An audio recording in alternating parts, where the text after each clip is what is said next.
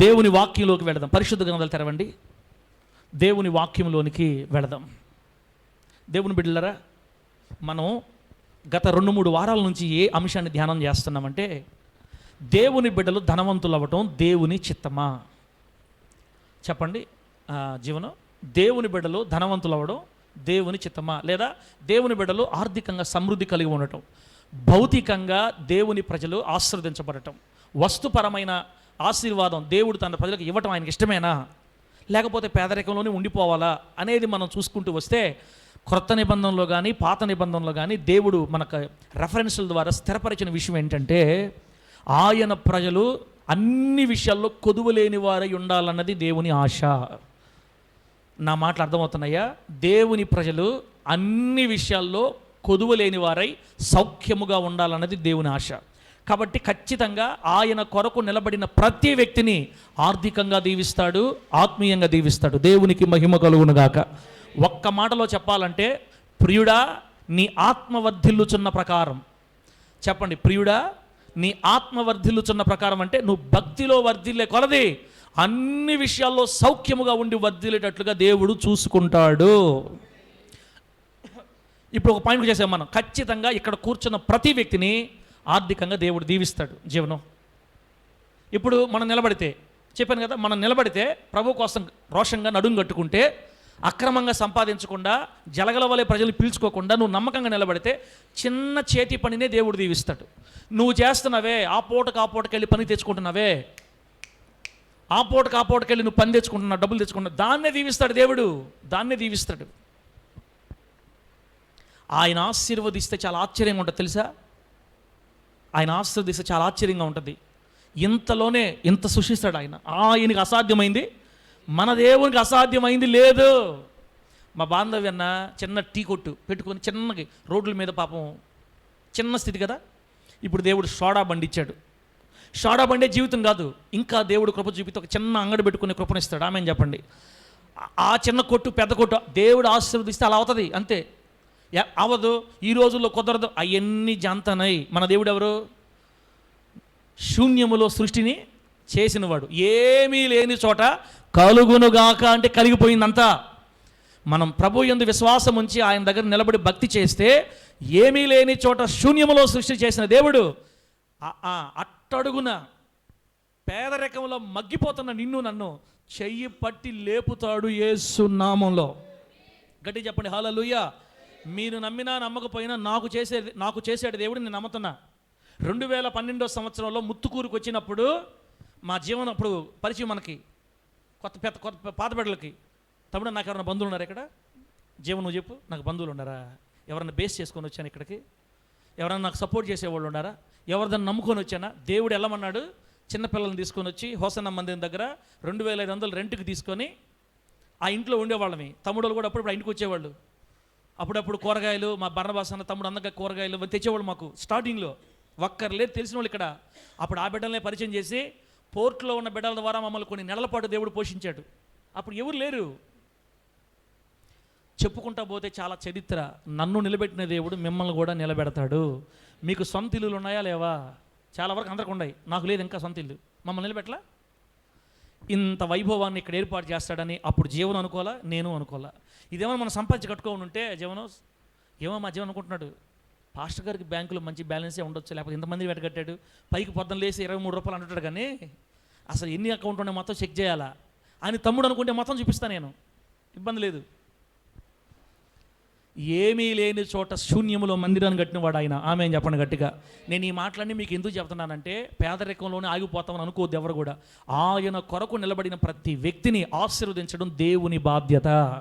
అందుకే బైబిల్లో ఏముందంటే, నువ్వు పైవాడవుగా ఉంటావు, నువ్వు క్రిందివాడగా ఉండవు. నేను నిన్ను తలగా నియమిస్తాను కానీ తోకగా నియమించ. ఖచ్చితంగా ఆయన ప్రజల్ని ప్రభు ఆశీర్వదిస్తాడు, ఆశీర్వదించి తీరతాడు. ఎందుకంటే బైబిల్లో అందరూ ఆశీర్వదించబడ్డారు. దేవుని కోసం కష్టాలు శ్రమలు సహజం, అవి వస్తుంటాయి, కానీ మనల్ని ఎప్పుడు ఒకే దగ్గర ఆయన నిలిపేయడు. ఇంకొక మాట చూడండి, యేసుక్రీస్తు వారు ఒక ఉపమానం చెప్పారు. దరిద్రుడు లాజరు. లాజరు ఎవరు? ధనవంతుడు, దరిద్రుడు. లాజరు ఎంత భయంకరమైన స్థితి అన్న. ఒళ్ళంతా ఏమున్నాయన్న? ఒళ్ళంతా ఏమున్నాయి? కురుపులు ఉన్నాయి, కుక్కలు నాకే, సొంత ఇల్లు లేదు, ధనవంతుడు ఇంటి వాకిటి పడి ఆయన రొట్టె ముక్కలు తినేవాడు. ఈ రోజుల్లో అంత పేదోళ్ళు ఎవరైనా ఉన్నారా? ఏమైనా ఉన్నారనా? తింటాను కూడా తిండి లేకుండా వేరే వాళ్ళ మీద ఆధారపడి ఎవరున్నారు తమ్ముడా? దేవుడు మనకి మాదిరికరంగా చెప్పాడు అనమాట. అంతేగాని అంత దరిద్రులు మిమ్మల్ని అందరూ తోసేస్తానని కాదు దాని అర్థం.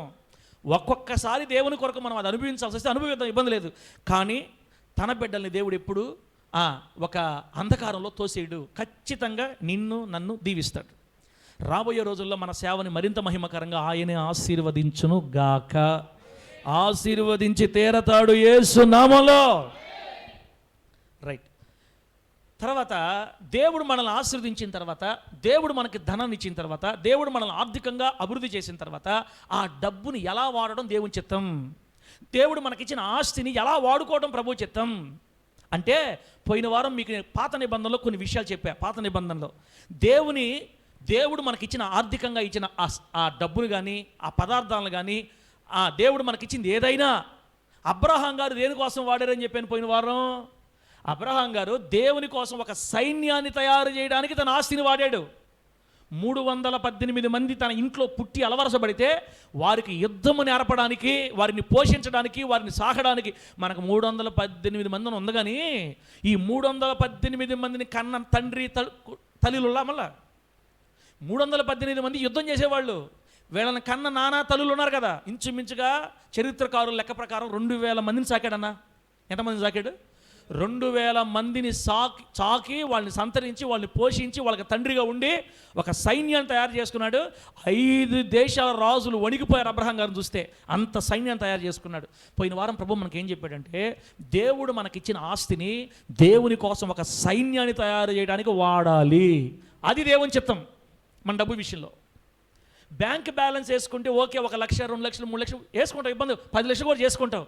కానీ రేపు ఒకవేళ చనిపోయావు అనుకో, 10 లక్షలు నీతో వస్తాయి జీవనం? వస్తాయా? వస్తాయిలే, అబద్ధం చెప్పకండి. మనతో 10 లక్షలు వస్తాయా? రావు కదా. మరి ఎక్కడ నీదేమన్నా నీ బంగారం ఏమైనా వస్తుందా? చెప్పండి. నీ బంగారం నీ ముక్కుల్లో ఉండేది, చెవుల్లో ఉండేది ఏమన్నా మీతో వస్తుందా? పోతా కూతురు లాగేస్తారు అంతే. చెవు పోయినా లాగేస్తారు చెవులో నుంచి. కానీ రాలేదనుకో, బాగా చూసి అది రావట్లేదు అనుకో, సచ్చిందానికి ఏమి నొప్పి ఉంటుంది. కానీ లాగి ముక్కులోంచి లాగి చెవులోంచి లాగి సచ్చిందానికి ఏం నొప్పుతుంది లాగి.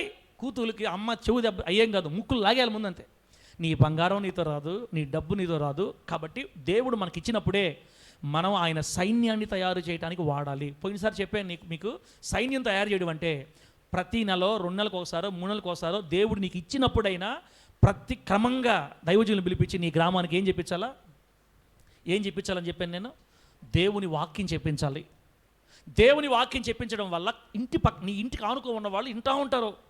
వాళ్ళ చెవుల్లో ఏదో ఒక మాట పడతా ఉంటుంది. కొంతకాలానికి వారికి సమస్యలు వచ్చినప్పుడు, కష్టాలు వచ్చినప్పుడు ఈ మాటలు జ్ఞాపకం వస్తాయి.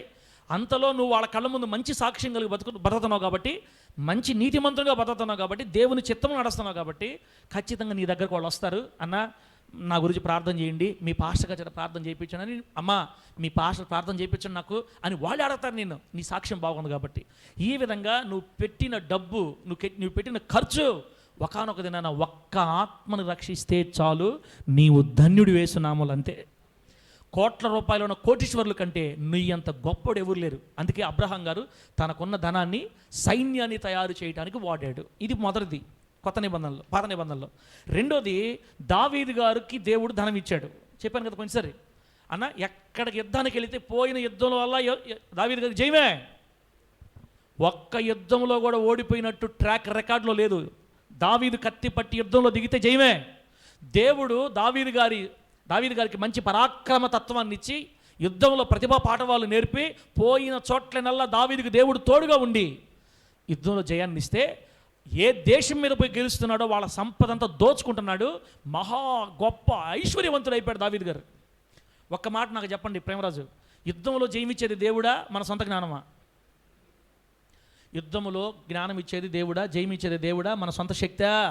మీకు చెప్పాను, బెన్యామీనీయులు ఈట విసరడంలో బహు నేర్పరతనం గలవారు. ఉసిరికాయ పెట్టి పైన కొడితే మనిషికి తగలకుండా ఈట వెళ్ళిపోద్ది అంతే, ఉసిరికాయ కొట్టుకుపోద్ది. అంత గురిగా వస్తారు వాళ్ళు. ఎడమ చేతి వాడడం గలవాళ్ళు. అంత జ్ఞానం వాళ్ళకి ఇచ్చింది ఎవరు? దేవుడే.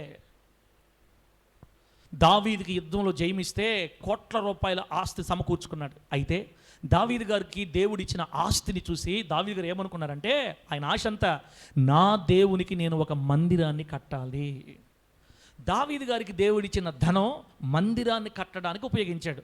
అదే దేవుని చిత్తం. రేపో మాపో మనకు కూడా దేవుడు డబ్బిస్తాడు. రేపో మాపో దేవుడు మనల్ని కూడా మనకు తగిన స్థితిలో లేవనెత్తాడు. ఒకరి మీద ఆధారపడకుండా నీకు నువ్వుగా తినగలిగి నీవే ఒకరికి పెట్టే స్థాయిలో దేవుడు నిన్ను లేపినప్పుడు ప్రభు నీ నుంచి కోరుకునేది ఏంటంటే నీవు ఆయన మందిరం కట్టాలా. ఆమెను చెప్పండి గట్టిగా. దేవుడు మన ధనాన్ని ఆయన మందిరాన్ని కట్టడంలో వాడాలని కోరుకుంటాడు అనమాట. అది ఆయన చిత్తం మన ధనం పట్ల. తర్వాత ఎవరి గురించి చెప్పాను పోయిన వారం మీకు? తర్వాత ఎవరి గురించి చెప్పాను? దావీదు గారి గురించి చెప్పాను. ప్రత్యక్ష గుడారంలో ఇశ్రాయేలీలు కూడా దేవునికి మందిరం కట్టారు. ఇశ్రాయేలీలు 40 సంవత్సరాల అరణ్య యాత్రలో పోతున్నప్పుడు సీనాయి పర్వతం దగ్గర మోషేతో దేవుడు చెప్పాడు, మోషే నేను నా ప్రజల మధ్యకు వచ్చి నివసించాలని కోరుకుంటున్నాను, నాకు ఒక మందిరం కట్టాలి, దానికోసం వెండి బంగారం ఎక్కడి నుంచి తేవాలయ్యా మేము అని అనకుండానే ఐగుప్తులను దోచుకున్నట్టు చేశాడు దేవుడు. ఆ మోషే గారు ఆ మాట చెప్పగానే, ఇజ్రాయెల్కి ఆ మాట ప్రకటించగానే ఎవరెవరి మనస్సు వాళ్ళని రేపిందో, ఎవరెవరు ప్రేరేపించబడ్డారో వారు ఏమండి గుట్టలు తెచ్చిస్తూ ఉన్నారు. తర్వాత ఒకరోజు ఏమర్థమైందంటే మనకు కావలసినంత కంటే ఎక్కువ తెచ్చేస్తున్నారు వీళ్ళు. చాలయ్యా మోషే చెప్పండి, ఆత్మని చెప్పండి. తర్వాత దండోరా వేయించి చాటింపు చేస్తే ఆపేశారన్నమాట. అంటే అరణ్యంలో ఉన్న ఇశ్రాయేలీలు కానీ దావీదు గారు కానీ దేవుడు వారికి ఇచ్చిన ఆస్తిని మందిరం కట్టడంలో వాడారు. ఇప్పుడు నీ దగ్గర లేకపోయినా భవిష్యత్తులో దేవుడిని దీవించినప్పుడు నీ కష్టం, దేవుడు నీకు ఇచ్చిన ధనం దేవుని మందిరములో ఉండేట్టు చూసుకో, అది నీకు ఆశీర్వాదం. ప్రభు నామానికి మహిమ కలుగునుగాక. ఒక అక్క ఈ మందిరం కట్టేటప్పుడు ఒక అక్క 1500 పంపించిందన్న. ఈ మందిరం కట్టేటప్పుడు కువైట్లో ఉంటారనమాట. 1500 పంపించింది. నేనన్న అక్క లాస్ట్ పని జరుగుతూ ఉంది, కొంచెం సిమెంట్ కట్టలు అవసరం ఉంది ఇక్కడ. అడిగింది ఫోన్ చేసి, అయ్యా ఏమైనా అవసరం ఉందక్క, పని జరుగుతూ ఉంది. సరే సిమెంట్ కట్టలు తెచ్చుకోండి పాస్టర్ గారు అని 1500 వేసింది. నేను వెళ్ళి సిమెంట్ కట్టలు తెచ్చేసా. ఒకటి తెచ్చాను అనమాట, మళ్ళీ చూసుకొని తెచ్చుకుందామని. వెంటనే అక్క ఫోన్ చేసి, ఏం పాస్టర్ గారు సిమెంట్ కట్టలు కొన్నట్టు నాకేం ప్రూఫ్ పెట్టలేదే అనింది. ఏమనిందన్నా? సిమెంట్ కట్టలు కొన్నట్టు నాకు ప్రూఫ్ పెట్టలేదే, కాగితాలు పెట్టలేదే అనింది. అక్క మీరు నాకు చెప్పలేదు కదా పెట్టమని. మేమంటే అడగమనుకోండి పాస్టర్ గారు, కొంతమంది మోసగాళ్ళు ఉన్నారు బయట డబ్బు పంపిస్తే తినేస్తున్నారు. ఓరే నాయనో, ఈ మనిషితో మనం వేగలేమని మళ్ళీ పోయి ఎక్కడికి మళ్ళీ రాపించుకొని వచ్చి మళ్ళీ పెట్టా. 1500కే ఈ లెక్కలు అడిగితే దుబాయ్లో ఒక అన్న సాల్మన్ రాజు అన్నని 80,000 రూపాయలు వేసాడన్న ఈ లైటింగ్ కోసం. సీలింగ్ కోసం, లైటింగ్ కోసమే. లైటింగ్ కోసం 80,000 రూపాయలు వేసి మళ్ళీ నాకు ఫోన్ కూడా చేయాల. ఇటుపోయాడు, అసలు నాకు తిరిగి ఇప్పుడు సంబంధం లేదు. ఇంకా ఎంత వేసాడన్న? 80,000 రూపాయలు దేవునికి ఇచ్చిన తర్వాత ఒకటే మాట చెప్పాడు, అయ్యా నిన్ను చూసినప్పుడు నీకు ఇవ్వమని దేవుడు నాకు చెప్పాడు. ఇంకా మరలా నీకు నాకు సంబంధం లేదు, నా పేరు కూడా ఎక్కడ నువ్వు చెప్పదు, నేను దేవునికి ఇస్తున్నా, తిన్నా ఖర్చు పెట్టినా నువ్వు లెక్క చెప్పుకుంటావు దేవుడికి. అదే లాస్ట్ మాట. ఇంకా మరలా ఫోన్ కూడా ఎప్పటికి కూడా లేదు అసలు. కొంతమంది ఎంత ధారాళంగా ప్రభు కోసం ఇస్తారో చూడండి. కొంతమంది 500 ఇచ్చినా లెక్కలు చూపించాలా. నిన్ను ఎవరు ఏమన్నారు? మేమేం అడిగామా సహోదరి? ఇట్టటోళ్ళని చాలామంది చూశాను నేను ఆ టైంలో. అసలు అయినా ఇంకో మాట ఏంటంటే, వాళ్ళెక్కడ మనం ఎక్కడ? ఈ మనసు రేపింది ఎవరు వాళ్ళు చెప్పండి? 80,000 ఒక వ్యక్తి ఇవ్వాలంటే తమ్ముడా అసలు ఈ రోజులో సాధ్యమా? ఎవరు రేపారు ఇదంతా? దేవుడే తన సంఘం కోసం వాళ్ళని రేపుకున్నాడు.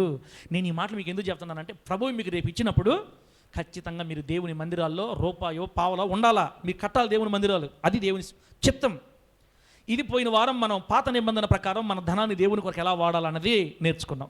ఈ పూట కొత్త నిబంధన ఏం చెప్తుందో అంటే, దేవుడు మనకి ఇచ్చిన ధనాన్ని ఎలా వాడమని కొత్త నిబంధన చెబుతుందో చూడాలి. అది నా ఆలోచన అన్నమాట.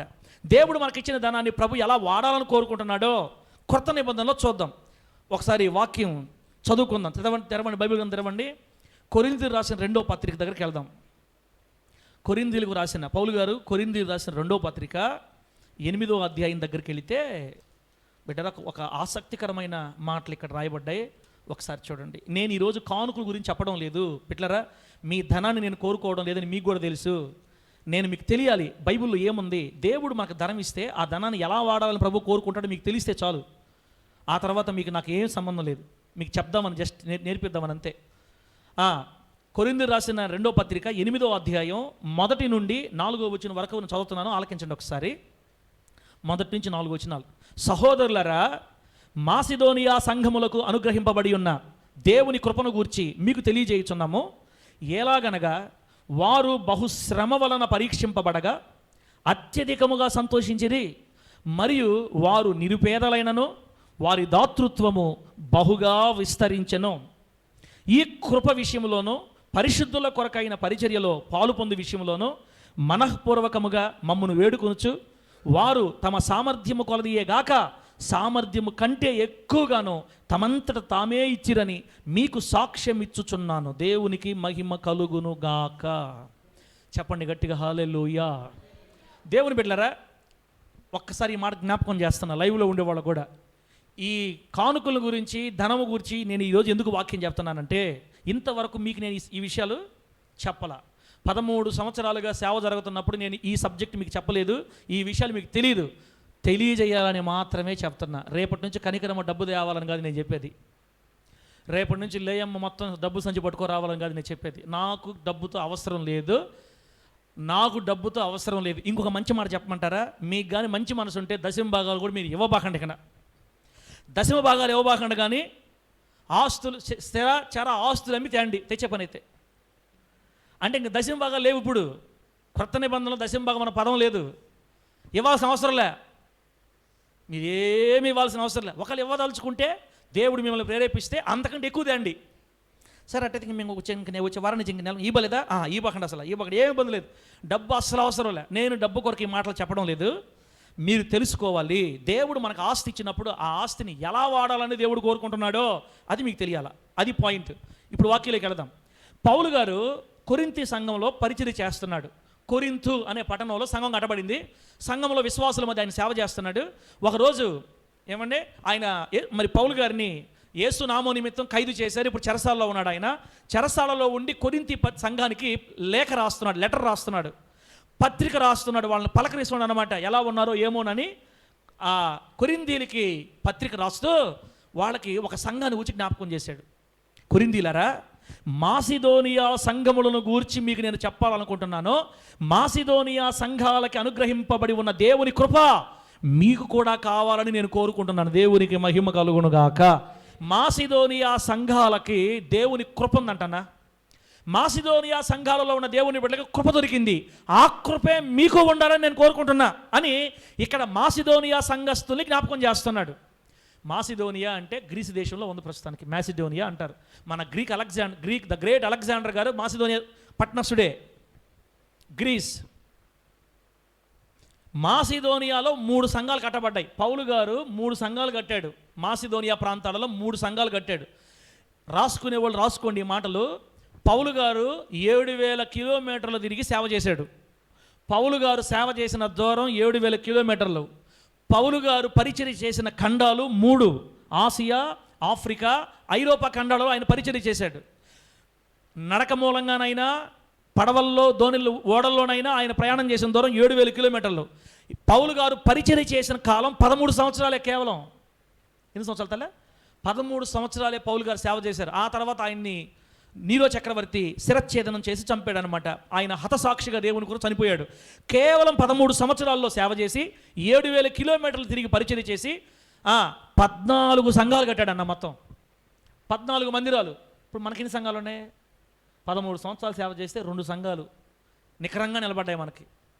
కాబట్టి ఆయనకి మనకి చాలా తేడా. 13 సంవత్సరాల సేవలో 14 సంఘాలు కట్టాడు ఆయన. ఆ 14 సంఘాల పేర్లు కూడా మీకు చెప్తా, టక రాసుకోండి, నాకు గుర్తున్నంత వరకు చెప్తా. ఇప్పుడు మాసిదోనియా సంఘాలని రాశాడు కదా. మాసిదోనియా సంఘాలు అంటే 3 సంఘాలు మొత్తం. ఫిలిప్పి, తెసలోనికా, బెరయా, ఈ 3 సంఘాలని మాసిదోనియా సంఘాలు అంటారు. హలో అన్నలారా, అర్థమవుతుందా? నువ్వు ఈ విధంగా బైబిల్ క్లాసులు చేస్తే మాకేం అర్థమవుతుంది సార్? అర్థం చేసుకోండి. బైబిల్ చదువు వచ్చిన ఖచ్చితంగా రాసుకోవాలా. 14 సంఘాలు మాసిదోనియా సంఘాలు అంటే ఏం చెప్పానన్నా? ఫిలిప్పి, తెసలోనికా, బెరయా. తర్వాత బైబిల్లో గలతీయ సంఘములకు అని రాయి ఉంటుంది. గలతీయ సంఘములకు శుభమని చెప్పి వ్రాయినది అని. గలతీయ అనే పట్టణాల్లో కూడా ఒక 3 సంఘాలు ఉన్నాయి. ఆ గలతీయ సంఘాలు ఏంటంటే లుస్త్రా, ఈకొనియా, దెర్బే. లుస్త్రా, ఈకొనియా, దెర్బే, ఈ 3 ఊళ్ళో కూడా సంఘాలు కట్టాడు పౌలు గారు. ఇప్పుడు మొత్తం ఈ 3 మొత్తం వినని 6 తర్వాత కొరింథు సంఘం, రోమా సంఘం, ఎఫెసు సంఘం. అర్థమవుతుందా? తర్వాత ఎన్ని మొత్తం 9 అంతియొకయ, పిసిదియలోని అంతియొకయ, మొట్టమొదట క్రైస్తవులు అనబడింది అక్కడే. పిసిదియలోని అంతియొకయ అనే ప్రాంతంలో సంఘం కట్టాడు పౌలు గారు. ఆ తర్వాత ఆయన సొంత ఊరు, పౌలు గారి సొంత ఊరు తార్సు అనే ఊరు. తార్సులో ఆయన మందిని పరిచర్య చేశాడు. అక్కడ ఒక సంఘం కట్టబడింది. ఎన్నో 10-11 అయినాయి కదా, 10-11 అయినాయి. నాకు లింక్ పోయింది, 11 గుర్తుపెట్టుకున్న ప్రస్తుతానికి. ఇంకా మనం రాసిన దాంట్లోనే ఉన్నాయి. రోమా పట్టణంలో కెంక్రేయ అనే ఊరిలో ఒక సంఘం, త్రోయా అనే ఊరిలో ఒక సంఘం వచ్చేసింది. మొత్తం కెంక్రేయ, త్రోయా ఈ ప్రాంతాల్లో దేవుని మందిరాలు కట్టబడ్డాయి. ఇంకొకటి మిస్ అయింది అనుకుంటా, తర్వాత మీకు చెప్తాను నేను. మొత్తం మీద 13 సంవత్సరాల సేవ, 7,000 కిలోమీటర్ల దూరం, 3 ఖండాల్లో పరిచర్య, 14 సంఘాలు దేవుడు పౌలు గారి ద్వారా ఘనమైన సంఘాలు కట్టించాడు. ఆయన నామమునకే మహిమ కలుగునుగాక. ఈ 14 సంఘాలలో మిక్కిలి ధనవంతులుండే సంఘం కొరింథీ సంఘం. కొరింథు అనే పట్టణంలో కట్టబడిన మందిరంలో అందరు ధనవంతులే, అందరు ఉన్నోళ్లే. ఆ ధనవంతులకు లేఖ రాస్తూ మాసిదోనియా సంఘాలను గురించి జ్ఞాపకం చేస్తున్నాడు అనమాట. ఈ మాసిదోనియాలో ఉన్న 3 సంఘాలు, ఫిలిప్పి, తెసలోనికా, బెరయా అనే 3 సంఘాల్లో ఉన్నటువంటి విశ్వాసాల గురించి రాస్తున్నాడు ధనవంతులకి. ఏమని రాస్తున్నాడంటే, కొరింథీలారా, మాసిదోనియా సంఘాలకు అనుగ్రహించబడిన దేవుని కృప మీకు ఉండాలని నేను కోరుకుంటున్నాను. ఈ మాసిదోనియాలో ఉన్న సంఘస్థులు ఎట్లాంటి వాడు తెలుసా? అబ్బా అమ్మ చదవండి తమ్ముడా, నేను చదువుతాను చూడండి, ఎంత మంచి మాట. అరుణ్ నువ్వు రాసి పెట్టుకోవాలి, మనసు రాసి పెట్టుకో ఈ మాట. ఈ మాసిదోనియా సంఘాల విశ్వాసం ఎట్లాంటి వాళ్ళు అంటే, ఎలాగనగా 2వ వచనం, వారు బహుశ్రమల వలన పరీక్షింపబడగా అత్యధికముగా సంతోషించిరి. మాసిదోనియా సంఘాలలో ఉన్న విశ్వాసులకి దేవుని నిమిత్తం బహుశ్రమలు వచ్చాయంటన్నా తమ్ముడా. ఏమొచ్చాయి? బహుశ్రమలు. మామూలు శ్రమలు కాదు, బహుశ్రమలు. ఇక్కడ రాయబడింది అన్నమాట. వారు బహుశ్రమ వలన పరీక్షింపబడగా అత్యధికముగా సంతోషించిరి. మాసిదోనియాలో ఉన్న 3 సంఘాల్లో ఉన్న విశ్వాసులకి యేసు నామమును బట్టి బహుశ్రమలు కలిగితే వారికి శ్రమలు వచ్చినందుకు బహుగా సంతోషించారంట. అంటే నా దేవుని కోసం శ్రమపడే కృప నాకు దొరికింది, నా దేవుని కోసం కష్టపడే కృప నాకు దొరికింది, నన్ను కొట్టింది దేవుని నామం కొరకు. మీకు విషయం తెలుసా? ఈ 3 సంఘాల్లో అనేక మందిని రోమా ప్రభుత్వంలోని అధికారులు కొట్టారు, గాయపరిచారు, హింసించారు. ఇంకో మాట చెప్పాలంటే వాళ్ళ ఆస్తులని లాగేసుకున్నారు తమ్ముడా. రోమా ప్రభుత్వంలోని అధికారులు ఈ 3 పట్టణాల్లో ఉన్న బిడ్డల దగ్గర వాళ్ళ ఆస్తులని జప్తు చేశారు, ఇళ్ళు లాగేసుకున్నారు, పొలాలు లాగేసుకున్నారు. దేవుని కొరకే వాళ్ళు నిరుపేదలైపోయారంట. వాళ్ళ ఆస్తులని లాగేసుకున్నారు. రాబోయే రోజుల్లో జరిగేది ఇదే. నిన్నో మొన్న ఒక వీడియో చూశాను నేను. సుప్రీంకోర్టు ఒక తీర్పు ఇచ్చింది. ఎక్కడో ఏదో ఒక స్టేట్లో మన దగ్గరే ఒక ఆమె క్రిస్టియన్గా ఉన్న ఆమె ఉద్యోగం కొరకు దరఖాస్తు చేసుకుందన్నమాట. ఆ ఉద్యోగం కొరకు క్రిస్టియన్ అని పెడితే బాగుండదని హిందూ అని పెట్టించడానికి ఎస్సీ సర్టిఫికేట్ అడిగిందంట. ఎస్సీ సర్టిఫికేట్ అంటే హిందూ అని గుర్తిస్తారంట. నాకు కూడా తెలియదు ఇప్పుడు దాకా. నువ్వు మతం మారావు, నువ్వు ప్రభువుని నమ్ముకున్నావు, నువ్వు క్రైస్తవులు పోయి నువ్వు మళ్ళీ ఉద్యోగం కోసం హిందూ అని మార్చుకుంటావేంటి? ఉద్యోగం కోసం మళ్ళీ ఎస్సీ అని మార్చుకుంటావేంటి? బీసీసీ క్రిస్టియన్స్ అంటే నువ్వు బీసీసీగా ఉండాలా అని. అసలు కులానికి మతానికి సంబంధం లేదు. భారత రాజ్యాంగం అంబేద్కర్ గారు రాసిన రాజ్యాంగం ప్రకారం మతానికి కులానికి సంబంధం లేదు. కులాలే తలకాయ నొప్పి అనుకుంటే మళ్ళీ మతాలు కూడా తగిలిచ్చారు. ఇప్పుడు లీడింగ్లో ఉండేది ఎవరు? మతతత్వ పార్టీ కదా. మతతత్వ పార్టీ మతంతో విడదీయాలని రాజ్యాన్ని గందరగోళం చేస్తున్నారు. మన ధైర్యం ఏంటంటే యేసయ్య కనుసైగతో మొత్తాన్ని కంట్రోల్ చేస్తాడు. ఆమె అని చెప్పండి గట్టిగా. వాళ్ళు ఏది చేయాలన్నా దేవుడు అనుమతిస్తేనే చేస్తారు. ఎవరైనా కూడా వాళ్ళైనా వీళ్ళైనా ఎవరైనా దేవుని సైగ లేకుండా, కను సైగ లేకుండా ఎవడు ఆయన నామాన్ని టచ్ కూడా చేయలేడు. అసలు ఇంకా అక్కడ శ్రమలు వస్తేనే క్రైస్తవులు ఇంకా నిద్రపోకుండా లేచి ప్రార్థన చేస్తారు. మన భారతదేశ మొట్టమొదటి ప్రధానమంత్రి జవహర్లాల్ నెహ్రూ గారు ఒక మాట చెప్పారు, క్రైస్తవుల జోలికి మీరు వెళ్ళొద్దు. క్రైస్తవులు ఎవరంటే నిద్రపోయే సింహాలు. లేపితే వాళ్ళు వదిలేస్తే వాళ్ళు నిద్రపోతుంటారు, వాళ్ళు ప్రార్థన చేయరు. వాళ్ళు ప్రార్థన చేశారా? ఒరే నాయన, వాళ్ళ దేవుడు సముద్రాలు గెలిచినోడురా, వాళ్ళ దేవుడు ఆకాశంలో అగ్ని గంధకాలు కురిపించే సొదొమని ఇప్పటికి కూడా చెట్టు మొక్క మలవకుండా చేసిన వాడు తండ్రి. చరిత్రలో ఆయన గురించి చదివితే మామూలు కార్యాలు కాదు నాయన, వాళ్ళ జోలికి వెళ్ళొద్దురా మీరు బాబు అని చెప్పాడు. అప్పట్లోనే నమ్మట్లా, వినట్లా. నిజమే, మనం కొంచెం బాగా నిద్రమత్తులో ఉన్నాం. ఇప్పుడు ఇట్లా జరిగితే ఇప్పుడు ఆమెకి కోర్టు తీర్పు ఏం చెప్పిందంటే, నీవు క్రైస్తవురాలుగా ఉన్నప్పుడు నీకు ఈ రిజర్వేషన్ రాదు, అంటే నీకు ఈ ఉద్యోగం రాదని చెప్పేశారు వాళ్ళు. నీకు ఉద్యోగం కావాలనుకుంటే హిందూగా మారిపో అని చెప్పారు. ఇప్పుడు దాన్ని వీళ్ళు పట్టుకొని ఎక్కడెక్కడైతే ఈ ఎస్సీ సర్టిఫికేట్ మీద ఉద్యోగాలు చేస్తారు మొత్తం ఎత్తేయాలి, మొత్తం లాగేయాలి, గందరగోళం చేస్తూ ఉన్నారు బయట. రాబోయే రోజుల్లో నువ్వు క్రైస్తవుడు అయినందుకు ఉద్యోగాలు లేకుండా చేస్తారు. రాబోయే రోజుల్లో మనం క్రైస్తవులు అయినందుకు మన ఆస్తులు కూడా లాక్కునే రోజులు వస్తాయేమో, మనల్ని కూడా కష్టపెట్టే రోజులు వస్తాయేమో. నిన్నో మొన్నో ఎస్వి యూనివర్సిటీలో, తమ్ముడా న్యూస్ చూసావా జోన? ఎస్వి యూనివర్సిటీ తిరుపతిలో ఒక హెచ్ఓడి, ఇంజనీరింగ్ కాలేజీలో పాఠాలు చెప్పే ఒక హెచ్ఓడి సార్ని లోపలికి వెళ్ళి మత ప్రచారాలు చేస్తున్నానని పేరుతో, ఆయన క్రైస్తవుడు ఏదో కాలేజీలో మంచి మాటలు చెప్పాడంట. నిన్ను వలె నీ పొరుగు వారిని ప్రేమించమని బైబిల్ చెప్పింది, మీరు అలా కొట్టుకోవద్దు, తిట్టుకోవద్దు, సినిమాలు చూడొద్దు, బైబిల్లో ఇలా ఉంది అని ఏదో 2 మాటలు దేవుని గురించి చెప్పాడంట. కాలేజీలో నువ్వు అన్ని చేస్తావా, ఏమనుకుంటున్నావురా అని వెళ్ళి రాళ్లతో కారులు అద్దాలు పగలగొట్టి ఆయన్ని పటా కొట్టి లాగారు. రోజుకి పరిస్థితులు మారిపోతున్నాయి. రోజుకి పరిస్థితులు మారిపోతున్నాయి. రాబోయే రోజుల్లో ఏది జరిగినా గ్యారెంటీ లేదు. అందుకే ఒక పాస్టర్ గారు ఏమంటారంటే, 7 ఏండ్ల శ్రమలు ఎప్పుడో రావు, ఇప్పుడే స్టార్ట్ అయిపోతున్నాయి. ఆల్రెడీ శ్రమలోనే ఉన్నామని అంటాడు ఆయన. 7 ఏండ్ల శ్రమలు ఉన్నాయిలే, అవి ఆ రోజుల్లో బతుకుండే వాళ్ళకి, మనకు రావు కదా, మనం అప్పుడు దాకా బతకం కదా. ఇప్పుడే మనకు శ్రమలు వస్తున్నాయి, ఆల్రెడీ శ్రమల్లోనే ఉన్నాం మనం. సిరియాకు పోయి యేసయ్యాను తిమ్మతన ఇప్పుడు సిరియా ఉంది కదా, సిరియా, ఆఫ్ఘనిస్తాను, ఈ ముస్లిం కంట్రీస్లోకి పోయి యేసయ్యాను ముగించకముందే ఈ పక్క వచ్చేసాడు బుల్లెట్ అంతే. యేసయ్య అనబల్లే, బైబిల్ ఎత్తినైతే తెగిపోంట చెయ్యి, చేతులు, కాళ్ళు, కోళ్ళు కోస్తారు వాళ్ళు. యేసు అంటే పనికిరాదు వాళ్ళకి. ఇప్పటికి కూడా శ్రమలు ఎప్పుడో రావు, ఇప్పుడు ఆల్రెడీ జరుగుతూ ఉంది. రేపో మాపో నువ్వు క్రైస్తవుడు అయితే నీకున్నవన్నీ లాగేస్తారు. అప్పుడు తెలుస్తుంది నీ సంగతి, నా సంగతి. అసలు ఎవరు యేసయ్య కోసం నిలబడతారో, ఎవరు యేసయ్య కోసం నిలబడతారో అప్పుడు తెలుస్తుంది కదా. అయితే ఈ మాసిదోనియా విశ్వాసుల కంట దేవుని నామం నిమిత్తం వాళ్ళని కొట్టారు, గాయాలు చేశారు, జైల్లో వేశారు, చివరికి వాళ్ళ ఆస్తులు కూడా లాక్కున్నారు. మీరు మరలా మా దేవుళ్ళకి వచ్చేస్తే మీ ఆస్తులు మీకు ఇస్తామన్నారు.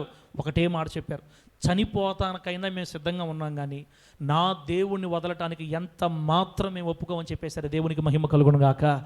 యేసు నామము కొరకు వారు బహుశ్రమలు ఎదుర్కొన్నప్పుడు వాళ్ళు కృంగిపోలేదు, ఏడవలేదు. ఈరోజు నీలాగా నాలాగా గడగడగడ పైకి బాగానే ఉన్నాం, లోపల భయపడిపోతాను. ఎవరు నాయన ఇశ్రాయేల్ పాస్టర్ చెప్పే మాటలకి మన సార్ ఏందిరా ధైర్యం చెప్పాల్సింది భయపెట్టేస్తున్నాడు. రాబోయే రోజులు ఇట్లా అవుతుందంట, అట్లా అవుతుందంట. ఏమమ్మా అమ్మా, కోట్ల సంవత్సరాలు పరలోకం ఊరకనే తేరకు వస్తుందమ్మా.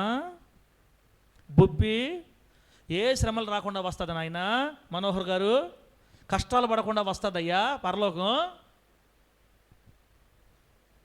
నంగి భక్తి కాదు, ఇంకా మంచి భక్తి చేయాల. అవసరం అయితే మొత్తం లాగేసుకో. ప్రాణం ఉంటే యేసయ్య కోసం బతకతా, ప్రాణం పోతే పరలోకంకి వెళ్ళిపోతా. ఆమె చెప్పండి గట్టిగా. నువ్వు ఏమి చేసుకున్న అడుగు వెనక్కేసే సమస్యలే. ప్రాణమైనా పెడతావు నా యేసయ్య కోసం. మరేక పెడతావా? మరేక చెప్పు మరేక. నువ్వు కానీ క్రైస్తవులు కాబట్టి ఇంకా నా టిఫిన్ అంగళ్ళు నువ్వు రాబా అని అనుకో. మీ క్రైస్తవులకి మేము టిఫిన్ అంగళ్ళు జాబ్ పనులు ఏమో అంటే మరేక ఏం చెప్తావు?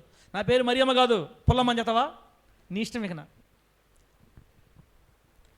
మాసిదోనియా విశ్వాసులు యేసు నామం కొరకు బహుగా శ్రమలు పడ్డారు, కానీ ఆ శ్రమల్లో వాళ్ళు కృంగిపోలేదు, బాధపడలేదు, ఏడవలేదు, కానీ బహుగా సంతోషించారంట. అలా సంతోషించగలిగిన కృపని రాబోయే రోజుల్లో దేవుడు మనకు కూడా అనుగ్రహించునుగాక. చెప్పండి గట్టిగా హల్లెలూయా. రెండోది, మాసిదోనియా సంఘం యొక్క గొప్ప విషయం చూడండి. రెండోది, వీళ్ళు నిరుపేదలు తెలుసా? 3వ వచనం చూడండి. ఈ కృప విషయంలో 2వ వచనంలోనే, ఎలాగనగా వారు బహుశ్రమల వల్ల పరీక్షింపబడగా అత్యధికముగా సంతోషించిరి, మరియు వారు నిరుపేదలైనను. ఎవరంటే వాళ్ళు ఎవరు? బైబిల్లో ఉందా? నేను సొంత మాట్లాడతాముడా? బైబిల్లో ఉంది. వారు నిరుపేదలైనను వారి దాతృత్వము బహుగా విస్తరించెను. తర్వాత ఈ కృప విషయంలోను పరిశుద్ధుల కొరకైన పరిచర్యలో పాలు పొందే విషయంలోను మనఃపూర్వకంగా మమ్మల్ని వేడుకొనుచు తమ సామర్థ్యము కొలదయే గాక తమ సామర్థ్యము కంటే ఎక్కువగా తమంతట తామే ఇచ్చిరని మీకు సాక్ష్యం ఇచ్చుచున్నాను. దేవునికి మహిమ కలుగును గాక. తమ్ముడా సూటిగా సుత్తి లేకుండా ఒక్క మాటలో చెప్పాలంటే మాసిదోనియా విశ్వాసులు బహు పేదవాళ్ళు. ఆరోను ఎవరు? నిరుపేదలు అంటే మీకంటే పేదోళ్ళు. ప్రేమరాజు చూద్దామా, మీకన్నా పేదవాళ్ళు. మీరన్నా రోజు పనికి పోతే 400, 300, 500 ఇస్తున్నారు. మొత్తం లాగేశారు, కట్టుబట్టలు తప్ప ఏమి లేవు వాళ్ళకి. దేవుడు మొత్తం బాగొట్టేది. నిరుపేదలు అక్కడ ఇక్కడ పోయి ఆ పని ఈ పని రాత్రులు పూట పనులు చేసుకొని ఆ పూట సంపాదించుకో. నిరుపేదలు వారు నిరుపేదలైనా దాతృత్వం వారికి బహుగా విస్తరించిందంట. దేవునికి మహిమ కలుగును గాక. వాళ్ళ ఆస్తులు పోయిన జీవనం, వాళ్ళకి ఏమి లేవు. కానీ బ్రతకాలంటే ఏదో పని చేసుకోవాలి కదా. ఎవరో ప్రేమ వాళ్ళు పనులు ఇస్తున్నారు, ఆ పని చేసుకొచ్చుకొని ఆ 100, 200, ఆ 50, ఆ 70 సంపాదించుకుంటుంటే ఆ 50, 70లో కూడా కొంత పక్కన పెట్టి దైవజనుడికి పంపిస్తున్నారంట. తమ్ముడు వాళ్ళు ఉండి పంపిస్తున్నారా లేక పంపిస్తున్నారా? నాకు త్వరగా చెప్పాలా. అంటే నేను ఈ మాట మీకు ఎందుకు చెప్తున్నానంటే, మేము పేదవాళ్ళం సార్, మా దగ్గర ఏం లేదంటే అది అబద్ధం, అది సాకు అంతే. పేద విధవరాలు ఉండి ఇవ్వలేదు, తనకున్న 2 కాసులు చేసింది ప్రభువుకి. ఇక్కడ మొత్తం బాగొట్టుకున్నారు వీళ్ళు. నిరుపేదలు, వాళ్ళు నిరుపేదలైనా వాళ్ళ దాతృత్వం బహుగా విస్తరించింది. అక్కడ ఎందుకు ఆ మాట వాడాడంటే, పౌలు గారు వాళ్ళ ఊరిని వదిలిపెట్టి ఇంకో ఊరిలో పరిచయం చేస్తుంటే వాళ్ళకి అర్థమైంది, మా సేవకుడు అక్కడ కొత్తగా సంఘం కడుతున్నాడు, ఆయన ఎవరిని అడగడు, అడిగేవాడు కాదు, తిన్నాడో తినలేదో, కట్టుకుంటున్నాడో కట్టుకోలేదో, ఏమవుతుందో ఏమోనని వీళ్ళు పనిచేస్తారు కదా. ఈ 3 సంఘాలు బెరయ, ఫిలిప్పి, తెస్సలోనిక, ముఖ్యంగా ఈ ఫిలిప్పి ప్రాంతంలోని విశ్వాసులు. ఈ ఫిలిప్పి సంఘం ఏదో తెలుసా? ఫిలిప్పి సంఘం ఎక్కడ తెలుసా? పుతోను దయ్యం వెలగొట్టాడే. పుతోను దయ్యం ఒక అమ్మాయిని బాగు చేశాడు కదా దేవుడు, పౌలు గారి ద్వారా. ఆ దయ్యాన్ని బాగుపడ్డాడు కదా, జైల్లో వేసి కొట్టాడే, చెరసాల నాయకుడు మారాడే, అదే ఫిలిప్పి సంఘం. లూదియా హృదయం తెరవబడిందే, ఒక ధనవంతురాల హృదయం తెరవబడిందే, అక్కడే, అదే ఫిలిప్పి సంఘం. ఆమె అక్కడి నుంచి మళ్ళీ వెళ్ళి తుయితర పట్టణంలో మళ్ళీ సంఘం స్థాపించింది లూదియా. ఇక్కడ మాత్రం సంఘం కట్టబడింది. ఈ ఫిలిప్పి పట్టణంలో ఉన్న ఈ విశ్వాసులు మాత్రం పౌలు గారు ఎక్కడికి వెళ్ళినా మొత్తం పోగు చేయటం ఒకరి ద్వారా పంపిస్తారు ఆయనకి. వాళ్ళు తమ సామర్థ్యము కొలదియేగాక తమ సామర్థ్యమునకు మించి మాకు సహాయాన్ని పంపారు. వాళ్ళ దాతృత్వం బహుగా విస్తరించింది అని మాసిదోనియా విశ్వాసుల గురించి పౌలు గారే సాక్ష్యం ఇస్తున్నారు. దేవునికి మహిమ కలుగునుగాక. గట్టిగా చెప్పండి హల్లెలూయా.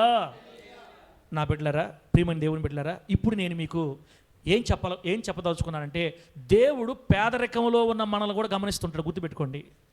అన్నీ ఉంటే కదా తమ్ముడా మనం దేవుని చేయాల్సింది, లేకపోయినా కూడా మనకున్న దాంట్లోనే చేయాలి. మనకున్న దాంట్లో అప్పు చేసి కాదు, మనకున్న దాంట్లో. వాళ్ళు నిరుపేదలైన పరిశుద్ధుల కొరకైన పరిచర్య, అంటే పరిశుద్ధులు అంటే దేవుని పరిచయం చేసేవాళ్ళు, సేవకుల అవసరాలకి, సేవా అవసరాలకి పాలు పొందాలన్న ఆశతో మనఃపూర్వకంగా, ఇశ్రాయేల్ భాష వాక్యం చెప్పాడని కాదు, హృదయపూర్వకంగా, ఇష్టపూర్వకంగా, తమ సామర్థ్యమునకు మించి తమంతట తామే హృదయపూర్వకంగా కానుకలు పంపారంట పౌలు గారికి దూరంగా ఉంటే. అంటే దీని అర్థం ఏంటంటే, దేవుడు రేపో మాపో నీకు ఇవ్వబోతున్న ఆ ధనాన్ని, రేపో మాపో ఎందుకులే, ఇప్పుడే మన దగ్గర ఉంది, ఇప్పుడు ఆయన మనకి ఇచ్చేది ఎంతో ఉంది.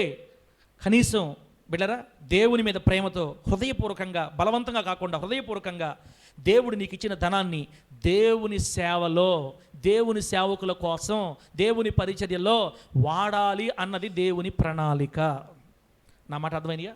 దేవుడు మనకిచ్చిన ధనాన్ని, దేవుడు మనకిచ్చిన రాబోతున్న దినాలు ఇవ్వబోతున్న సంపదని ఆయన సేవలో, దేవుని పరిచర్యలో, దేవుని సేవకుల కోసం ఖర్చు పెట్టాలి, ఇవ్వాలి అన్నది దేవుని ప్రణాళిక. ఇలా చేసేదాన్ని ఏమంటారంటే దేవుని కృప అంటారు. ఎవరికైతే కృప దొరుకుతుందో వాళ్ళే సేవలో ఖర్చు పెడతారు. ఎవరైతే కృప పొందుకుంటారో వాళ్ళే పరిచర్యలో ఖర్చు పెడతారు. ఆ మాసిదోనియా సంఘాలకు దొరికిన దేవుని కృప ఈరోజు హోలీ జడ్జి సంఘాలకు కూడా దొరుకునుగాక. గట్టిగా చెప్పండి హల్లెలూయా. ఎందుకు చెప్పాను మొత్తం మీకు? అబ్రహాం గారు దేవుడు తనకిచ్చిన ధనాన్ని ఒక సైన్యాన్ని తయారు చేయడానికి వాడాడు. అరణ్యంలో ఉన్న ఇశ్రాయేలీలు కానీ, దావీదు గారు కానీ, దేవుడు వారికి ఇచ్చిన ధనాన్ని మందిరాలు కట్టడానికి వాడారు. అది దేవుని ప్రణాళిక. మూడోది, దేవుని సంఘముల అవసరాలకి, పరిచర్యలో సేవకులకు అవసరాలకి, ఇదిగో మాసిదోనియా సంఘ విశ్వాసులు ధారాళంగా పంపించినట్లుగా దేవుడు మనకిచ్చిన ధనాన్ని ఆయన సేవలో, ఆయన సేవకుల కొరకు వాడాలన్నది దేవుని ప్రణాళిక. అయిపోయింది. నేను చెప్పాలనుకుంది అయిపోయింది. ఇంకెందుకంటే ఎక్కువ చెప్పను.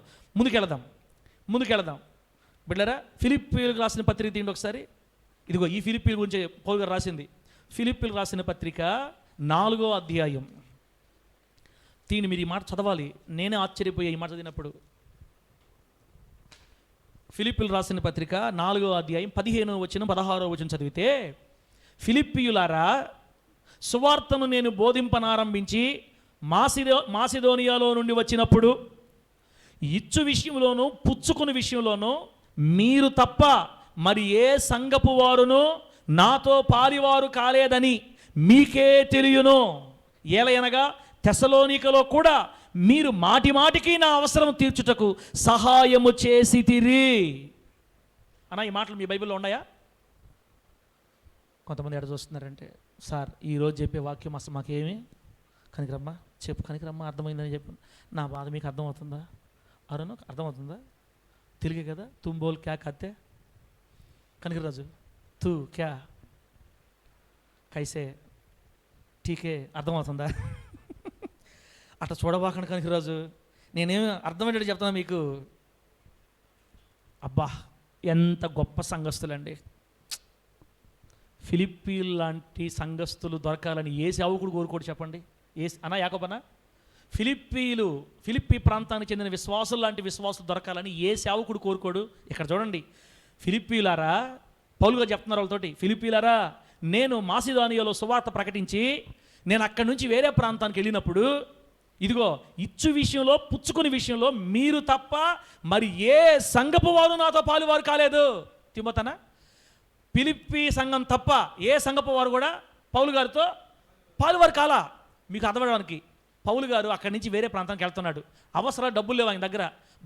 బాగా బలి సంతోషం వేసింది నాకు ఆ మాట. పౌలు గారు అంట ఈ ఫిలిప్పీ సంఘంలో ఉన్న వాళ్ళకి కబురు పంపి, పాస్టర్ గారు ఒక 400 మేము అడగమన్నాడు, మరలా ఇచ్చేస్తాడంట అడిగేవాడు. వెంటనే వాళ్ళు ఏం చేసేవాళ్ళు, అవునా మా పాస్టర్ గారిక టక 50 వేసి 400 పంపించేవాళ్ళు. తర్వాత ఈయన అక్కడికి వెళ్ళిన తర్వాత ఆ కానుకో ఏదో ఒకటి చేసి ఆయన మళ్ళీ 400 పంపించేవాడు. ఇచ్చే విషయంలో పుచ్చుకునే విషయంలో మీరు తప్ప ఏ సంఘపు వారు నాతో పాలువారు కాలేదు. దైవజనుడు నోరు తెరిచి ఒక వ్యక్తిని డబ్బులు అడగాలంటే ఎంత నమ్మకం అడగతారు? ఒకసారి నేను అహరోనుకు ఫోన్ చేశాను, అహరోను 500 కావాలి తల్లే, రేపు ఆదివారం కానుకొస్తే ఇస్తాను అని. నేను ఎక్కువ మందిని అడగను, నేను ఎక్కువ మందిని అడగలేను కూడా, సేవకుడుగా ఉండి మనం వాళ్ళు అడగకూడదు. కానీ నోరు తెరిచి ఒక వ్యక్తిని అడిగాడంటే ఆ వ్యక్తితో పాస్టర్ గారికి సంబంధం ఉంది కాబట్టి నా బిడ్డ ఇంకో రకంగా అర్థం చేసుకోడు, నన్ను బాగా అర్థం చేసుకుంటాడు, అడిగినప్పుడు లేదు అండు, ఒకవేళ లేకపోయినా అక్కడ ఇక్కడ అడిగి చేస్తాడు అని నమ్మకం ఉంటేనే బాంధవ్యన్న. ఇప్పుడు వచ్చారు మీరు లైన్లోకి, ఇది జరిగిన చాలా కాలం క్రితం, నువ్వు మళ్ళీ ఫీల్ అవ్వకు. దేవుని నామానికి మహిమ కలుగును గాక. ఇప్పుడు తిమోతన్న బాంధవ్యాన్ని కొంత బిడ్డ లైన్లోకి వచ్చారు, ఇప్పుడు ఇబ్బంది లేదు. ఆరోని నేను అడిగితే నేను ఏదైతే కోరుకున్నానో, లేదు సార్ మా దగ్గర ఏడా సార్ ఇట్ట మాటలు ఏం లేవు. ఆ తర్వాత మళ్ళీ నేను ఇస్తానన్నా కూడా తీసుకోవాలా. ఆ బిడ్డలు ఏడ నుంచి తెచ్చారు? 1-2 సార్లు అట్లాగా ఇంకొక బిడ్డను అడిగా, ఇంకొక బిడ్డ ముఖం మీద కొట్టాడు నన్ను. ఇంకా ఆ దెబ్బతో ఇంకా ఆ బిడ్డను అడగకూడదు నాయన జీవనం. ఎక్కడ కొట్టాడు? ముఖం మీద కొట్టాడు. ఎక్కడే సార్ పనులకు పోతే కదా సార్, ఒకటే మాట అయిపోయింది, ఒకటే మాట. పనులకు పోతే పనులు ఏమంటున్నాయి సార్, అస్సలు లేవు సార్. ఒరే అడక్కడక్క ఒకసారి అడిగితే మనం ఆ బిడ్డని బాధపెట్టడం కాదులే చెప్తున్నా మామూలుగా. అయితే పౌలు గారు అందరిని అడగడు, కానీ ఫిలిప్పీ సంఘస్థులు మాత్రం అడతాడంట. అవసరమైతే ఇచ్చే విషయంలో పుచ్చుకునే విషయంలో మీరు తప్ప ఏ సంఘపు వారు కూడా నాతో పాలువారు కాలేదు. అబ్బా ఇంకో మాట చూడండి, నేను తెస్సలోనికలో పరిచర్య చేస్తున్నప్పుడు, ఏనన్నా తెస్సలోనిక ఇది కూడా మాసిదోనియా సంఘమే, నేను తెస్సలోనికలో పరిచర్య చేస్తున్నప్పుడు మీరు మాటి మాటికి నా అవసరము తీర్చుటకు సహాయము చేసి తిరి. ఏనా మాటి మాటికి అడగల. ఇప్పుడు దైవజనుడు మా పాస్టర్ గారు తెస్సలోనికి పరిచర్య చేస్తున్నాడు, పాస్టర్ సార్ తింటున్నాడో తినట్లేదో, పాస్టర్ గారు ఎడ్ చేస్తున్నాడో ఆయన అడగడు. ముందుగానే మొహమాటం మనిషి, ఆయన మనం గమనించకపోతే ఎవరు గమనిస్తారని 14 సంఘాలు ఉంటే 13 సంఘాల వాళ్ళు మాకెందుకు వచ్చిన బాధ అనుకున్నారంట. 14 సంఘాల్లో డబ్బున్న సంఘం ఏదన్నా కొరింథీ సంఘం. కొరింథీ సంఘంలో ఫుల్ డబ్బున్న వాళ్ళకి ఏమో మైండ్కి తెలియదు, కానీ పాస్టర్ గారు తిన్నారా లేదా ఏం లేదంట. పేదవాళ్ళు, నిరుపేదలు, పనులకు పోయేవాళ్ళు వీళ్ళే మాటికి పాస్టర్ గారికి సహాయం చేశారంట. ఒక్కసారి నాకు అనిపిస్తుంది, ప్రభువా కూలి పని చేసుకునే బిడ్డలు ఇంత నమ్మకంగా తెచ్చిస్తున్నారు నీకు. కొందరిని మనసులో ఉంటారు, బా వీళ్ళు బాగా అబ్బా. ఆ తర్వాత ఏముండదా? డబ్బు గురించి నేను మాట్లాడలా, డబ్బు సంబంధం కాదు ఇక్కడ. దేవుని ప్రేమించే మనసు. ఈ వాక్యం నాకు తెలిసిన కాడి నుంచి నేనేం ప్రార్థన చేస్తానంటే, 2 సంఘాల్లో ఉన్న విశ్వాసుల్ని ఫిలిప్పీ విశ్వాసుల్లాగా మార్చయ్యా. ఆమేనానండి? ఏ విశ్వాసుల్లాగా? ఫిలిప్పీ విశ్వాసుల్లాగా మార్చయ్యా. ఒకరిద్దరుంటేనే ఇట్టుంది, ఇంకా ఎక్కువ మంది మారారంటే ఇంకెంత బాగుంటుంది సేవ. బిడ్డలారా, నేను ఈ మాట చెప్పకూడదు కానీ చెప్తున్నా వినండి. ఈ మాట చెప్పకూడదు, మీకు బాధ కల అయినా చెప్తా. 2 సంఘాలలో వచ్చే కానుక ఒక దగ్గర కూర్చి నెల రోజులు నెల్లూరులో ఉండి తిని ఇంటికి రెంట్ కట్టడానికి కూడా చాలదు. ఇంక మీకు అర్థమైందా? 2 సంఘాల్లో వచ్చే కానుక దశంభాగాలు అన్నీ కలిపి నెల్లూరులో ఒక నెల రోజులు తిండికి ఖర్చు పెట్టుకొని, బిడ్డలను స్కూల్లో వదిలిపెట్టడానికి ఆయిల్కి ఖర్చు పెట్టుకొని 5,500 రెంట్ కట్టడానికి అసలు చాలు. అంత తక్కువ మనకి వచ్చేది. అట్లనే మిమ్మల్ని నేను బాధ పెట్టడం వల్ల, మిమ్మల్ని అడగటం వల్ల నేను ఎందుకు చెప్పాను ఈ మాట కూడా, ఫిలిప్పీలు లాంటి మనస్సు కొందరికైనా కలగాలనేది నా బాధ. సేవకులు తింటున్నారా లేదా, ఉంటున్నారా, ఎలా చేస్తున్నారు ఏమో. మా బాంధవుని అడిగాడు నన్ను, సార్ ఎలా చేస్తున్నారు మీరు అసలు, నాకు పిచ్చికిపోతుంది, నాకు ఇంత ఖర్చు అవుతుంది, మీరు ఎట్లా చేస్తున్నారు అసలు, మన బిడ్డలు చూస్తే అందరు పేదవాళ్ళు, ఎలా చేస్తున్నారు మీరు. నేను చెప్పి అన్నకి నాకే అర్థం కావట్లేదన్నా, నాకే అర్థం కావటంలా, ఎలా సాగుతుంది, పిల్లల స్కూల్కి ఎలా కట్టగలుగుతున్నాం, ఎక్కడి నుంచి వస్తుంది. బిడ్డరా, ఒక 3 బిడ్డలు ఉన్నారు, మీకు చెప్తున్న మాట. ఒక బిడ్డేమో దుబాయ్లో ఉంటారు, ఒక బిడ్డేమో న్యూజిలాండ్, ఒక బిడ్డేమో యూకే అంటే లండన్. ఇక్కడ నుంచి వాళ్ళు ప్రతి నెల, వాళ్ళు నాకు ముఖం తెలియదు, ప్రతి నెల ఎంతో కొంత పంపిస్తూ ఉంటారు. మీ వాక్యాలు మమ్మల్ని బలపరుస్తున్నాయి, మీ వాక్యాలు మమ్మల్ని బలపరుస్తున్నాయి. ఒక్కొక్కసారి ఇంకొకరు వస్తారు ఎవరు లైన్లోకి, ఒక్కొక్కసారి ఎవరు వస్తారు అసలు వారి సంబంధమే లేని పని. నాకు అప్పుడు ఏమనిపిస్తుంది అంటే, ఏలియా కోసం కాకులను ఏర్పాటు చేసినట్టు నా కోసం వీళ్ళు ఏర్పాటు చేస్తున్నాడు దేవుడు అని. ఎంత కావాలో అంత టక్కని ఇప్పిస్తాడు అంతే, అక్కడికి అవసరం అయిపోద్ది. నేను చెప్తున్నాను కదా, మిగులుదల ఏమీ ఉండదు ఇక్కడ. తిని ఎదురు చూడాలా, ఎప్పుడు వస్తే దీన్ని కట్టుకో, ఎప్పుడు దీన్ని కట్టుకో, ఇంతే పరిస్థితి. నా బాధ అంటే ఏంటంటే, నాకు మీరు ఇవ్వట్లేదని బాధ కాదు, కానీ దైవజుని ఎంత ప్రేమ గమనించారు వాళ్ళు ఫిలిప్పీ విశ్వాసులు. తెస్సలోనికలో నేను సేవ చేస్తుంటే నన్ను గురించి మీరు ఆలోచన కలిగి మాటి మాటికి, మీరేమైనా ఉన్నోళ్ళ పేదవాళ్ళు, మీరు మాటి మాటికి నాకు సహాయం పంపారు. బిడ్డలారా, మీలాగా నన్ను గమనించిన వాళ్ళు ఎవరూ లేరంటే మిగతా సంఘాల వాళ్ళు బాధపడరా? 14 సంఘాలు ఉన్నాయన్నా, మీరు తప్ప నాతో ఎవరు పాలివారు కాలేదని రాశాడు ఇక్కడ. అందరూ చదువుకుంటారు దాన్ని. ఏమరా చూడరా, చూసా వాళ్ళు ఇస్తున్నారని, చూసా. పౌలు గారు దేనికి భయపడాలి మీరు అనుకోండి. ఆ బిడ్డలు మాత్రం గట్టి బిడ్డలయ్యా, నేను తిన్నానా లేదా కనిపెట్టుకుంటారు, నేను తిన్నా లేదా చూస్తారు. బిడ్డలారా, హవీలా హదస్సా నాతో ఇప్పుడు ఒక మాట అంటారు, డాడీ దయచేసి మమ్మల్ని సేవ చేయమని మాత్రం పిలవద్దు, మేము ఈ సేవ చెయ్యము. ఎందుకు చేయమంటున్నారంటే వాళ్ళు కోరుకుంది నేను పెట్టలేకపోతున్నా. బిడ్డలారా, నేను ఈ మాటలు మీకు ఎందుకు చెప్తున్నానంటే, ఇంక మీద నా మీద మీరు దయ చూపి జాలి తెలిసి ఇంకా నా కానుకలు ఇస్తారని కాదు నేను చెప్పేది. పాస్టర్ కష్టాలు ఎట్టుంటే చెప్తున్నా మీకు అనమాట. అమ్మా, మీ ద్వారా దేవుడు ఇచ్చిందే తింటా, ఇంత దూరం వచ్చాం, ఇంకా ఇప్పిస్తాడు. పెడితే తింటాం, లేకపోతే డబ్బు అవసరం లేదు. కాకపోతే పాస్టర్ల కష్టాలు ఎట్లా ఉంటాయో, దైవజనుల కష్టాలు ఎట్లా ఉంటాయో చెప్తున్నా మీకు నేను. దైవజనుల కష్టాలు హదస్సు అయితే ఇంకా ఒక అడుగు ముందుకి ఫుల్ తిట్టద్దు నన్ను. సైతాన్ సేవ అంటావు, అల్లులి అంటావు, పాస్టర్ అంటావు. బర్త్డే వచ్చింది మొన్న హవీలదే, డ్రెస్ కొనియాలా, 2,000 చేతిలో డ్రెస్ కొనియాలా. క్రిస్మస్ పాటకి రికార్డు చెన్నైలో ఇచ్చామన్నమాట మాస్టరింగ్ చేయడానికి. 2,000 ఇవ్వాలా, అక్కడ 2,000 కట్టాలా, ఇక్కడ 2,000, నా చేతిలో 2,000 ఉంది, ఇంకొక 500 వస్తే కూతురి బర్త్డేకి డ్రెస్ తీసియాలా, దేవుని పాటకి అది చేపియాలా. పడిపోయా డైలమాలో. నా సంగతి హవీలోకి తెలుసు, ఈడెట్టా మనకు పెట్టేది లేదు ఇన్ని సంవత్సరాలు. దేవుని పని ఉంటే ఇంకా మనకి పోయిన సంవత్సరం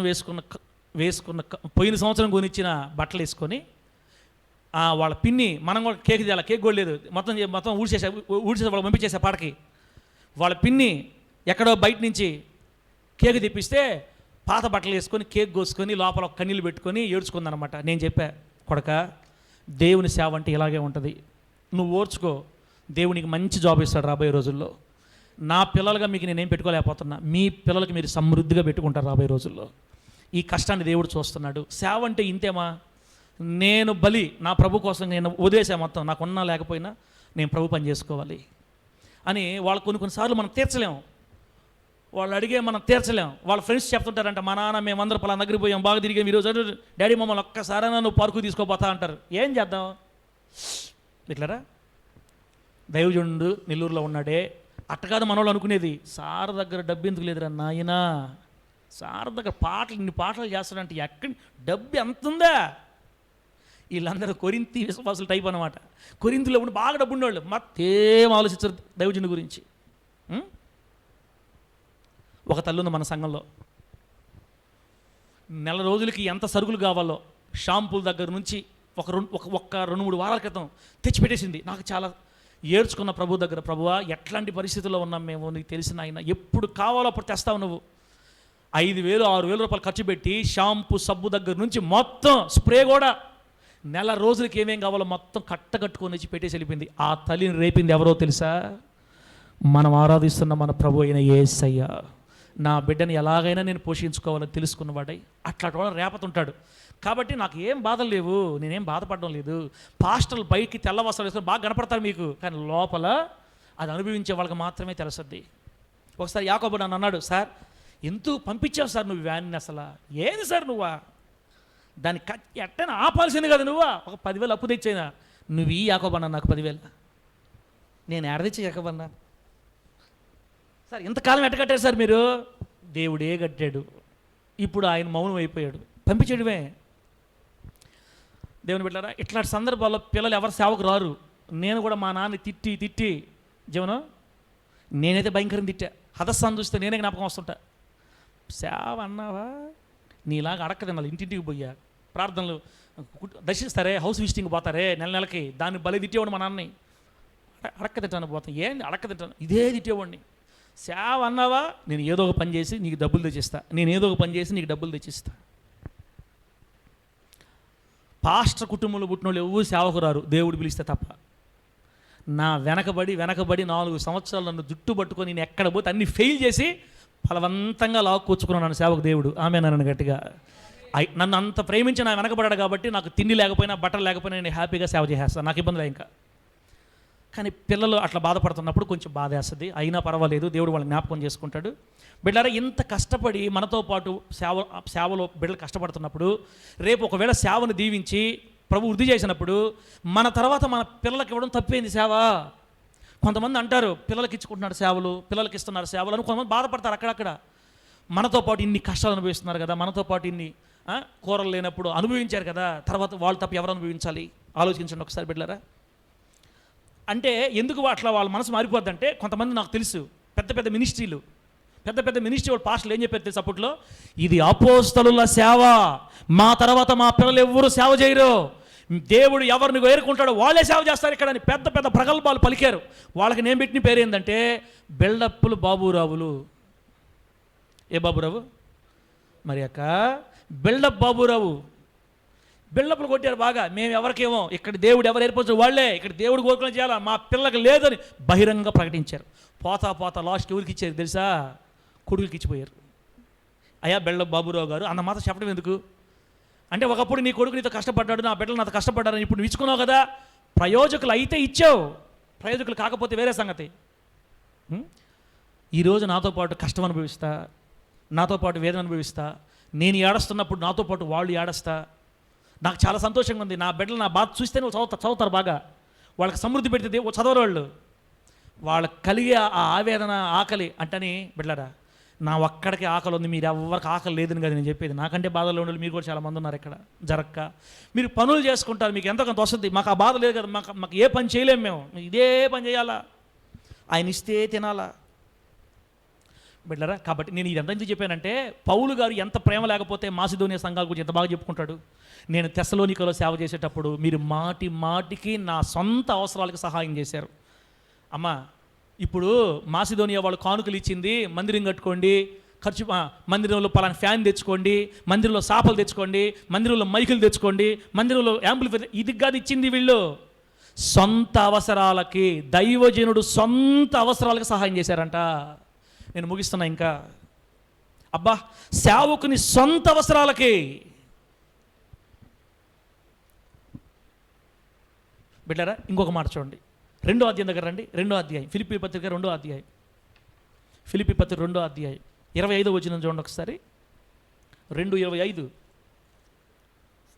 మరియు నా సహోదరుడును జతపనివాడును నా తోడు యోధుడును మీ దూతయు నెక్స్ట్ మాట చూడండి, నా అవసరమునకు ఉపచరించిన వాడునైనా ఎపఫ్రొదితు అనే వ్యక్తి ఫిలిప్పీ సంఘంలో సేవకుడిగా పౌలు గారి కింద ఆత్మీయ కుమారుడుగా కూడా అక్కడ సేవ చేస్తున్నాడు. ఈ ఫిలిప్పీ సంఘంలో పరిచర్య చేస్తున్నాడు ఎపఫ్రొదితు. ఎట్లాంటోడో తెలుసా? అయ్యా అమ్మలారా, దైవజనుడు కష్టపడుతున్నాడు అక్కడ, ఇదిగో నా దగ్గర ఉన్నది నేను కొంత పంపుతున్నా, మీరు కూడా నాకు ఇవ్వండి అని ఈయన విశ్వాసులు మొత్తం కలిపి దైవజనుడి యొక్క సొంత అవసరాలకి, అక్కడ ఆ మాట రాసి గుర్తుపెట్టుకోండి మీరు, నా అవసరాలకి. కొత్త ప్రాంతం సేవకి వెళ్ళే నేను, అక్కడ నేను ఎవరిని అడగలేను, నేను అడగలేదు ఎపఫ్రొదితు, నువ్వే నాకు చాలాసార్లు పంపించావు. దైవజనుని సొంత అవసరాలు గమనించే వాళ్ళు ఈ రోజుల్లో విశ్వాసులు ఉన్నారా సంఘాల్లో? తమ్ముడా, నేను ఇలా మాట్లాడుతున్నాను ఏమనుకోబాకండి, మిమ్మల్ని ఎవరైనా అడగడం లేదు, నేను తీసుకోను కూడా. ఈ వాక్యం తర్వాత మీరు ఇస్తే నేను తీసుకోను, అది మీకు దేవుడు కలుగు చేయాలా. సొంత అవసరతలకు ఇచ్చేవాళ్ళు ఎవరు ఈ రోజుల్లో? ఒక పాస్టర్ గారు నాకు ఫోన్ చేశారు, అన్న మా చర్చిలో ఉండే వాళ్ళతో నేను యాగలేకపోతున్నాను బెదరు, ఒక కుటుంబం ఉంది, పాస్టర్ గారు కుటుంబంలో ఎట్లాగుంది, బాగా జరుగుతుందా అని అడుగుతారు నన్ను. బాగా జరుగుతుందా, ఏమైనా ఇబ్బందులు ఉంటే చెప్పండి పాస్టర్ గారు, మేము మీకు చేస్తాం, మీరేం మొహమాట పడదు మా దగ్గర, ఏంది అడిగితే ఇస్తారంట.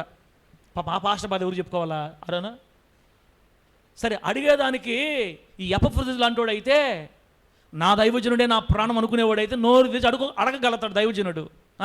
మీరు అడిగితేనే నేను పంపిస్తా. బాగుంది కదా? బియ్యం ఉన్నాయా పాస్టర్ గారు? బియ్యం ఉన్నాయా? సరిపోతున్నాయి కదా? బాగుంది, చెప్పండి, చెబితే పంపిస్తా. అప్పుడు నేను ఫ్యాన్లో చూశాను, నన్ను ఎవరు అడుగుతున్నారట, నన్ను ఎవరు అడగట్లేదులే, దేవుడి స్తోత్రం, నాకు ఇంకా ఇట్లాంటి బాధలు లేవు. బెదరు, నువ్వు నేను ఈ బాధ పడాల్సిందే, కానీ నిన్ను అట్లా అడిగి బాధ పెట్టేవాళ్ళు ఎవరన్నా ఉన్నా కూడా దేవుడు ఇంకొక ద్వారం తెరిచి నిన్ను ఖచ్చితంగా దేవుడు పోషిస్తాడు. తమ్ముడా, నువ్వు ధైర్యం తెచ్చుకో. ఫిలిప్పీ సంఘంలో ఉన్న విశ్వాసులు లాంటి విశ్వాసులు దేవుడు మనకి ఇచ్చేదాకా మనం ఓపిక పడదాం. ఫిలిప్పీ సంఘంలో విశ్వాసులు నిరుపేదలు సొంత అవసరాల కోసం దైవజనునికి ఇస్తారంట, ధారాళంగా మాటికి పంపించారంటండి. అబ్బా, ఇట్లాంటి బిడ్డలుంటే సేవ ఎంత ఘనంగా జరగదో చూడండి ఒకసారి. ఇంతవరకు చాలు, మిమ్మల్ని ఇబ్బంది పెట్టదలుచుకోలేదు నేను, ఇంతవరకు చాలు. ఇప్పుడు ముందుకు వెళ్దాం. ఫిలిప్పీలు మరియు ఎపఫ్రొదితు దేవుడు తమకు అనుగ్రహించిన ధనాన్ని దైవజనుని సొంత అవసరాలకు ఇచ్చేవాళ్ళు, సేవకునికి భోజనం కోసం, బట్టల కోసం, కొత్త ప్రాంతంలో సేవకుని అవసరాల కోసం వీరు ఎప్పుడూ ముందు వరుసలో ఉండి ఉపచారం చేసేవాళ్ళు. ఈ ఎపఫ్రొదితు అయితే సేవకుని అవసరాల్లో పాలు పంపులు పొందేవాడు. ముఖ్యంగా దెసలోనికలో పౌలుగా సేవ చేస్తున్నప్పుడు అక్కడ ఆయన సొంత అవసరాలు తీర్చడానికి ఫిలిప్పీలు మాటికి తమ కానుకలు పంపేవాళ్ళు. వీరు సేవకుని మీద నిజమైన మమకారం, నిజమైన ప్రేమ కలిగిన వాళ్ళు. దేవునికి మహిమ కలుగునుగాక. నీ నోటితో నువ్వు సేవకుడి గురించి వేరుగా మాట్లాడుతున్నావంటే నీ మనస్సు ఏంటో జ్ఞాపకం చేసుకున్నా. పాస్టర్ గారికి డబ్బు లేకపోతే ఇలా చేస్తాడు, అది ఎలా చేస్తాడు, ఎంత వస్తుందో వారంకి. కొంతమంది కొన్ని సంఘాలు ఉంటారు తమ్ముడు, మన దగ్గర కాదులే, కొంతమంది కొన్ని సంఘాల్లో ఉంటారు. తిమోతన్న వ్యాపారం చేస్తున్నాడు, దశంభాగం ఖచ్చితంగా ఒక 1000 వేసుకో, ఒక 1000 బాంధవ్యన్న ఎట్ట వేసుకుని ఒక 500 వేసుకో, 500 ఆరో వీళ్ళకు నమ్మకస్తులు కదా, వీళ్ళకి 500 వేసుకో, మొత్తం కలిసి ఒక 2000 వేసుకో, ఈ 2000 ఇది ఒక 3000, 5000, 8000, 10,000 వస్తున్నాయి నెలకి. ఆయనకి లెక్కలు కూడా వేసేస్తారు. ఇంకా విశ్వాసులను బట్టి లెక్కలు కూడా వేసేస్తారు. ఆ జీవనం మర్చిపోయి జీవనం ఉన్నాడు, ఆ జీవనం అప్పుడప్పుడు ఫోన్పే చేసి చేస్తుంటాడు, అది ఒక 1000 వేసుకో, మొత్తం 11, 12,000 వస్తాయి ఆయనకేమయ్యా నెలకి. కనిగిరిరాజు, నేనేం చెప్పాను కనిగిరిరాజు, ఉండవా? ఎపఫ్రొదితు కానీ ఫిలిప్పీలు కానీ ఇట్లా లెక్కలేసేవాళ్ళు కాదు. వాళ్ళకు ఉన్నదంతా దైవజనుని సొంత అవసరాలకి, సేవ అవసరాలకు కాదు. సాపలు కొనండి, కుర్చీలు కొనండి. కొంతమంది కుర్చీలకే డబ్బులు ఇస్తారు కానీ దైవజనుడి చేతిలో ₹1 కూడా పెట్టరు. కుర్చీలు ఎన్ని తెమ్మని తెస్తూ ఉంటారు, కుర్చీలు నిండిపోతూ ఉంటాయి కొన్ని సంఘాల్లో. మన దగ్గర ఆ బాధలు లేవులే. చర్చిలకు పోండి మీరు, సేవకుడి చేతులు ₹1 పెట్టరు. కుర్చీల మీద కుర్చీలు ఎవరు కూర్చోవాలడా? అవి 30 అయిపోయి ఉంటాయి, ఇంకా వస్తూ ఉంటాయి. అండ్ అవి ఉండాలని చెప్పేసి కుర్చీలు సాపలు కొంటారు కానీ దైవజనుడి చేతిలో ₹1 పెట్టరు కొంతమంది. ఏమమ్మా, ఏమిటి అయిపోయారు, ఇంత ఘోరం అయిపోయారు విశ్వాసులు? ఈ బాధ నాకే కాదు, పాస్టర్లకే కాదు, మన పెద్ద పాస్టర్ గారికి కూడా ఉంది. ఆమె చెప్పండి గట్టిగా. ఏ పాస్టర్ గారికే? పౌలు పాస్టర్ గారికి బాధ ఉంది. ఒక్క ఫిలిప్పీ సంఘం తప్ప మిగతా 13 సంఘాలోళ్ళు పిసినారి సంఘానికి అధ్యక్షులే. అసలు బాగా డబ్బుండేది ఎవరికి? కొరింథీయులకి చెప్తున్నాడు వీళ్ళ గురించి. వాళ్ళకి కలిగిన దేవుని కృప మీకు కూడా ఉండాలి కొరింథీయులారా. మీరు డబ్బున్నోళ్లే కానీ మీరు లెక్కలేసేవాళ్ళు మీరు అని. బిడ్డలారా, లాస్ట్ మాట ప్రార్థన చేసుకుందాం. రోమపత్రిక 16:23 వచనంలో, రోమపత్రిక 16:23 వచనంలో ఒక వ్యక్తి కనపడతాడు మనకి. చూడండి, ఆయన లాంటి వాళ్ళు కనీసం మన సంఘంలో ఎవరైనా ఉన్నారా?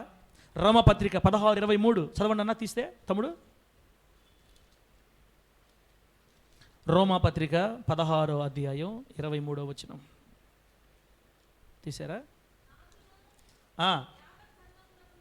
నాకును యావత్ సంఘమునకును, అబ్బా అబ్బా అన్నమాట, నాకును యావత్ సంఘానికి, ఎన్నో అధ్యాయమా? 16:23 కదా.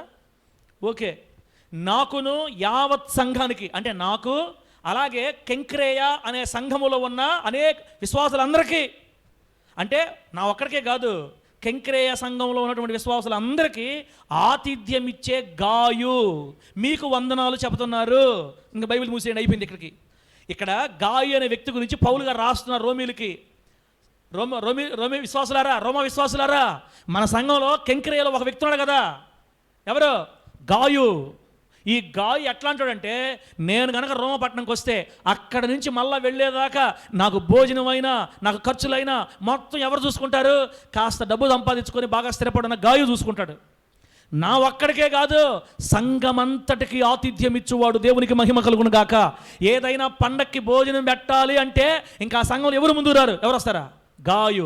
సంఘం అంతటికి భోజనం పెట్టాలన్నా, సంఘములు ఏదైనా పండగలు జరిగినా, ఏదైనా భోజనాలు పెట్టాలి అవసరం ఉంటే, ఆతిథ్యాలు చేయాల్సిన అవసరం ఉంటే ఇంకా ఎవరు లేరు, గాయు అంతే. ఇంకా కెంక్రేయ సంఘములో విశ్వాసులందరికీ ఆతిథ్యం ఇచ్చేవాడు, దైవజనుడికి ఆతిథ్యం ఇచ్చేవాడు, దైవజనుడికి గమనించేవాడు, ప్రేమ కలిగిన వాడు. ఈ గాయుకే యోహాను గారు పత్రిక రాస్తారు. గాయు, ప్రియుడా, నీవు ఆత్మలో వర్ధిల్లుచున్నప్పుడు అన్ని విషయాలు నువ్వు వర్ధిల్లుతావు. గాయు, నువ్వు ఎంతోమందిని ఓదారుస్తున్నావు, ఎంతోమందిని ఆదరిస్తున్నావు, నన్ను కూడా ఆదరించవని యోహాను గారు కూడా గాయుకి లేఖ రాస్తాడు. ఈ గాయు ఎవరంటే, చర్చిలో భోజనం పెట్టాలంటే ఇంక గాయునే. అందరికీ ఆతిథ్యం ఇచ్చేవాడు, దైవజనుడికి ఆతిథ్యం ఇచ్చేవాడు. బిడ్డలారా, దేవుడు మనకిచ్చిన ధనాన్ని సంఘములో ఆతిథ్యం ఇవ్వడానికి వాడటం దేవుని చిత్తం. ఆమె చెప్పండి గట్టిగా. దేవుడు నీకు ఇచ్చినప్పుడు సంఘములో నువ్వు పెడితే అది పరలోకం లెక్క వేయబడుతుంది. దేవుడు నీకు ఇచ్చిన ధనాన్ని సేవకుని యొక్క సొంత అవసరాలకు వాడటం దేవుని చిత్తం. గుర్తుపెట్టుకో. పాస్టర్ గారు ఆయనకేమి అనుకోకుండా, ఫిలిప్పీలు లాంటి ప్రేమ కలిగి నా దైవజనుడు ఎలా కష్టపడుతున్నాడో ఉందో లేదో అని ఆలోచించి దేవుడు నీకు ఇచ్చిన దాన్ని సేవకుని సొంత అవసరాలు వాడటం కూడా దేవుని చిత్తం. తర్వాత ఫిలిప్పీల్లాగా, మాసిదోనియా సంఘస్థుల్లాగా ధారాళంగా, మనఃపూర్వకంగా, ఇష్టపూర్వకంగా మాటికి నువ్వు దేవుని పనుల్లో నీ ధనాన్ని ఖర్చు పెట్టడం దేవుని చిత్తం. దేవుని నామానికి మహిమ కలుగును గాక. గట్టిగా చెప్పండి హల్లెలూయా. బిడ్డలారా, ఒక్క మాట మీకు చూపిస్తే మీకు సంతోషం వేస్తుంది. అది చెప్పేసి నేను ముగించేస్తా. ఒకసారి యెహెజ్కేలు గ్రంథం దీని తమ్ముడా, అప్పుడు ఆపేద్దాం. ఇక యెహెజ్కేలు గ్రంథం, ఇంక ఈ వారం చాలు ఈ వాక్యం, నెక్స్ట్ వారం వేరే సబ్జెక్ట్ వెళ్ళిపోదాం. యెహెజ్కేలు గ్రంథం 48వ అధ్యాయం 20వ వచనం చూడండి. యెహెజ్కేలు గ్రంథం 48వ అధ్యాయం 44వ అధ్యాయం 30వ వచనం తమ్ముడా. యెహెజ్కేలు 44:30 చక్కని మాట. అసలు మీరు తమ్ముడా తమ్ముడా ఏం అర్థం కాదు, మళ్ళీ చదువు. 44:30 మీ ప్రతిష్ఠిత అర్పణములు అన్నిటిలోనూ తొలిచూలు అంటే మీ పశువులు ఎంతయే పిల్లల్ని, ఆ పిల్లలు ఈయన తొలిచూలు పిల్లలు వాటన్నిటిలోనూ మొదటివి. బాగా వినండి, మొదటివి. ప్రతిష్ఠిత అర్పణాల్లో మొదటివి, తొలిచూలు పిల్లల్లో మొదటివి, ప్రథమ ఫలములన్నిటిలో మొదటివియు యాజకులకి సంబంధించినవి అన్నమాట. ఇది పాత నిబంధన ప్రకారం. అంటే ఇశ్రాయేలీల్లో వాళ్ళ పశువులు కానీ, వాళ్ళ ఆవులు కానీ, వాళ్ళ జంతువు ఏది మొదటి పిల్లలు ఈనితే ఆ ఈనిన మొదటి పిల్ల ఖచ్చితంగా సేవకుడిదే అని చెప్పాడు దేవుడు. ఇది దేవుడు చెప్పిన మాట. ప్రథమ ఫలాలంటే ఒక తోట పండించినప్పుడు మొట్టమొదట పంట పండుతుందే, ఆ మొదటి పంట కూడా దైవజనుడిదే, సేవకులదే. తర్వాత ఇంకా ఏం చెప్పాను? ప్రతిష్ఠిత అర్పణాలు. దేవునికి ఒక అర్పణిస్తాను ప్రతిష్ఠించుకుంటే అది కూడా దాంట్లో మొదటిది కూడా దైవజనుడిదే. అయితే ఇప్పుడు నేను ఎందుకు చెప్పాను ఈ మాట? ఇప్పుడు చూడండి, నెక్స్ట్, మీ కుటుంబములకు ఆశీర్వాదము కలుగునట్లు, ఇది నోట్ చేసుకోండి. మీ కుటుంబములకు ఆశీర్వాదం కలుగునట్లు మీరు ముందుగా పిసికిన పిండి ముద్ద యాజకులకు ఇయ్యవలెను. ముందుగా పిసికిన పిండి ముద్ద. అంటే మనం భోజనం వండుకునేటప్పుడు బియ్యంలో ఖచ్చితంగా మొదటి పిడికిడి బియ్యం తీసి పక్కన పెట్టాలా అన్నది ఆలోచన అనమాట. మన ఆహారంలో మొదటి పిండి ముద్ద పక్కన పెట్టాలి, నువ్వు వాడుకునే కూరగాయల్లో మొదటి పక్కన పెట్టాలి. ఈ రోజులు ఎవరు చేస్తున్నారు? ఇవన్నీ ఎవరు చేస్తున్నారు చెప్పండి? నేను ఈ మాట ఎందుకు చెప్పానంటే, ఎవరైతే దేవుడు తమకిచ్చిన ధాన్యంలో కానీ, దేవుడు తమకిచ్చిన జంతువుల్లో కానీ అన్నిట్లో మొదటిగా పిసికిన పిండి ముద్ద తీసుకొచ్చి యాజకులకు అప్పగిస్తే, దైవజనులకు ఇస్తే ఆ కుటుంబాలలో ఆశీర్వాదము కలుగుతుంది. ఆమేననండి గట్టిగా. మీ కుటుంబములకు ఆశీర్వాదము కలుగునట్లు ఆ మొదటి పిండి ముద్ద యాజకులకి తేవలెను అని బైబిల్లోనే దేవుడు రాయించి పెడితే, అది దశమ భాగమా లేకపోతే ఇంకోట నాకు సంబంధం లేదు. నీవు ఖచ్చితంగా మొదట పిండి ముద్దను తీసుకొచ్చి దేవుని సేవకుడికి, మీకోసమే ఉద్యోగాలు వదులుకొని, మీకోసమే పనులు వదులుకొని, మీకోసమే మిమ్మల్ని కాయటానికి అన్నీ వదులుకొని, పేదరికంలో కష్టాల్లో నష్టాల్లో బయటపడకుండా సేవ జీవితాన్ని దేవుడు సమర్పించి మీ కొరకు కన్నీళ్లు విడిచి ప్రార్థన చేస్తున్న మీ సేవకునికి మొట్టమొదటివి పిసికిన పిండి ముద్ద. స్టార్టింగ్లో బియ్యం తెచ్చేవాళ్ళు మనవాళ్ళు, ఇప్పుడు బియ్యం కూడా మానేశారు. దేవునికి మహిమ. స్టార్టింగ్లో ఆ కానుక బియ్యం తెచ్చేవాళ్ళు. మా పాస్టర్ అంత మంచోడు అంటే అసలు ఏం పడుచుకోవట్లా, ఏం తేపలే. ఇంకా నేను చెబితే తేవడం దేవుని మీద ప్రేమ కాదు, అది దేవుని మీద ప్రేమ ఉండేవాళ్ళు చెప్పినా తెస్తారు, చెప్పపని తెస్తారు అంతే. నువ్వు 1 కేజీ బియ్యం వండుతున్నావంటే ఖచ్చితంగా మొదటి పిండి ముద్ద తీసి పక్కన పెట్టాలా. నువ్వు కూర చేస్తున్నావంటే దాంట్లో ఒక బెండకాయ వంకాయ తీసి పక్కన పెట్టాలా. ఇంకో మాట చూడండి, కొంతమంది ఏం చేస్తారంటే, అయ్యా మేము ముద్దకి ఇంత బియ్యం తీసి మేము తేలేము, ఒకటేసారి 3 నెలలకి మీకు కట్ట బియ్యం తీసేస్తాం. కుదరదు. దేవుని కట్ట బియ్యం అవసరం లే, నువ్వు వండే కేజీలోనే ముద్ద కావాలి ఆయనకి. ఎందుకో తెలుసా? దేవుణ్ణి జ్ఞాపకం చేసుకోవాలి మనం అన్నం వండేటప్పుడు. దేవా, ఈరోజు ఒక పూట తినడానికి సహాయం చేసావు, ఈ కేజీ బియ్యం ఇచ్చావు, ఇదిగో నీ కొరకు మొదటి పిండి ముద్ద. నువ్వు ఎన్నిసార్లు వండుతావో అంత పిడికిళ్ళు తీసి పక్కన పెట్టి అవి తీసుకురావాలి దేవుని మందిరానికి. కొంతమందికి ప్రిస్టేజ్ తయారు, బియ్యం పట్టుకొస్తున్నారు ఏంది అని అడిగితే ఏం చెప్పాలా? ప్రిస్టేజ్ అనుకున్నాం అనుకో, నీ కుటుంబానికి ఆశీర్వాదం ఉండదు. రాబోయే రోజుల్లో నీ కుటుంబానికి ఆశీర్వాదం ఉండాలంటే మొదటగా పిసికిన పిండి ముద్ద యాజకులకు తీసుకురావటం నీకు మంచిది, అది ఆశీర్వాదం. బిడ్డ, నువ్వు చేసినా పర్వాలేదు, చేయకపోయినా పర్వాలేదు, చెప్పడం నా బాధ్యత. ప్రభు తన సేవకుని ఎలాగైనా పోషించుకుంటాడు. ఫిలిప్పీ సంఘములో ఉన్న ఆ మాదిరి దేవుడు మన 2 సంఘాల్లో ఉన్న బిడ్డల్లో పోయునుగాక. గట్టిగా చెప్పండి హల్లెలూయా. అర్థమైందా? దేవుడు మనకిచ్చిన ధనాన్ని ఇన్ని రకాలుగా ఖర్చు పెట్టాలి, అదే దేవుని ప్రణాళిక, అదే దేవునికి ఇష్టం. ఈ విధంగా కాకుండా బంగారం కొని, ఆస్తులు కొని, బ్యాంకుల్లో దాచుకొని, దేవునికి ఏం చేయనీయకుండా నీ ఇష్ట ప్రకారం దాచుకొని తిని తాగి వెళ్ళిపోయావనుకో, రేపు ప్రభు దగ్గర నీ ధనం గురించి లెక్క చెప్పాలి, నీ ఆరోగ్యం గురించి లెక్క చెప్పాలి. ఆ రోజు లెక్క అడుగుతున్నప్పుడు ఈ వాక్యం నీ జ్ఞాపకం వస్తుంది. కాబట్టి సరి చేసుకోండి, దేవునికి మాట ఇవ్వండి. మనం మాసిదోనియా సంఘాలంతా పేదవాళ్ళం ఏం కాదు, మనం బాగానే సంపాదించుకుంటున్నాం. రాబోయే రోజుల్లో దేవుడు నీకు ఇచ్చినప్పుడు నువ్వు ఆయన సంఘాన్ని కట్టడానికి, ఒక సైన్యాన్ని తయారు చేయడానికి, ఆయన మందిరాలు కట్టడానికి, సేవకుని సొంత అవసరాలకి నువ్వు వాడాలి, దేవుని కోసం నిలబడాలి. ఆ రీతిగా నా ప్రభు మిమ్మల్ని అందరినీ నిలబెట్టి వర్ధిల్ల చేయును గాక. ఒక యప్పఫ్రొదితులాగా, ఒక గాయులాగా నా దేవుడు మిమ్మల్ని అందరినీ ఆశీర్వదించును గాక. కళ్ళు మూసుకోండి, ప్రార్థన చేసుకుందాం.